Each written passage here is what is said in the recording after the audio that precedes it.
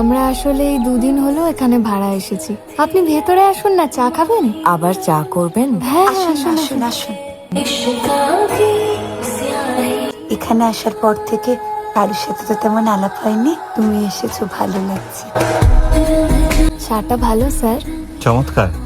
আরে কতদিন এভাবে দুধ দিয়ে ফুটিয়ে চিনি দিয়ে চা খাইনি। আমার বাবাও এরকম চা খেতেন সারাদিন, দুধ দিয়ে ফুটিয়ে ফুটিয়ে। বাবাকে খুব মিস করো না? খুব।